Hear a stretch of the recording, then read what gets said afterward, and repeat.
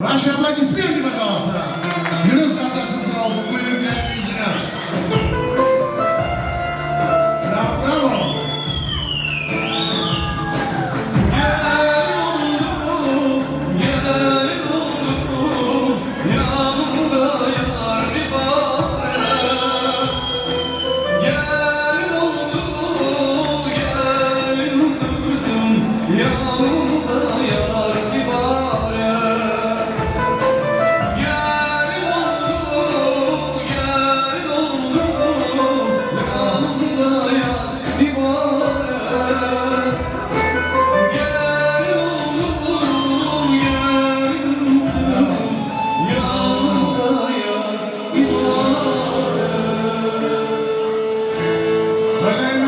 Ваши аплодисменты, пожалуйста.